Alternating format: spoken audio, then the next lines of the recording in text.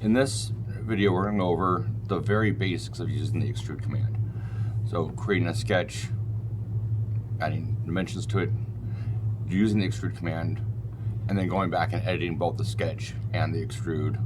So you can see that we don't want to make new geometry to fix something that we want to change. We can just go back and change the originals. So I'm going to go ahead and create a sketch, and I'm just going to put it here. And this is not following along with the exercise, so don't try and do this as the exercise. So this is just for kind of to watch and gather some information. So now I'm going to create a circle here. I'm going to dimension that circle to be 1 inch diameter, and then it's fully defined. I'm going to hit finish, and I'm going to extrude it out. So when we're extruding, the kind of the default is to be just a new body, and so that would just put one body underneath the main component here. But we want to be doing new components for everything.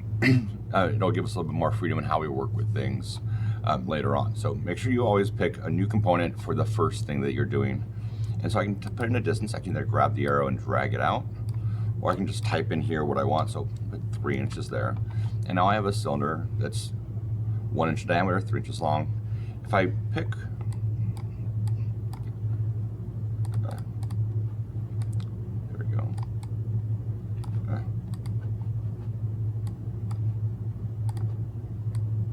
There we go. All right. If I pick on the end face, you can see it's going to give me the area down here in the status area. If I pick on the edge, it'll tell me the diameter of that edge. If I pick on the cylinder here, it's going to give me the radius. If I pick on, say, the face there, and then that edge there, it'll tell me the distance between those things. Or if I pick on the cylinder and click inspect, I'm going to get a few things, and I'm also going to get this loop length, and that's basically the length of all the edges on that face. So basically it's the circumference of both this circle and that circle.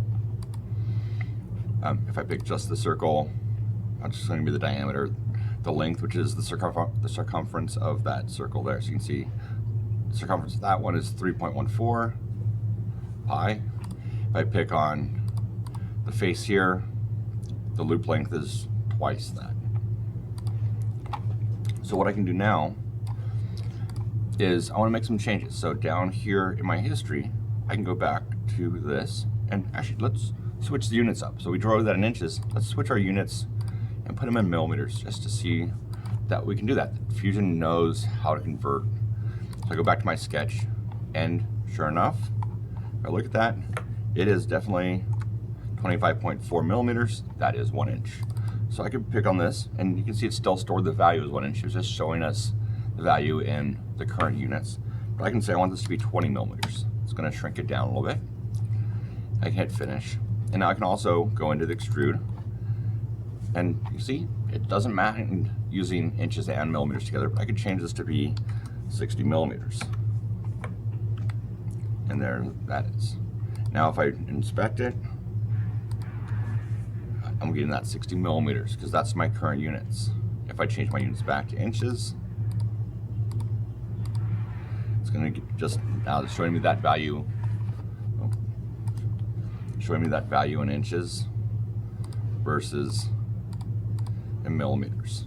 So we can kind of see what we're doing here. We can go back and edit things, change things. I can also go back into this extrude and tell it, no, I don't want it to be a solid extrude, I want it to be a thin extrude. So I can hollow it out. And here it's going to say new body because it's already created the feature or the component that the body's going to go into. So don't worry about this not having an option for a component because we already have that component right there. But you can see now it's hollow. I can see all the way through this part. All right, let me know if you have any questions.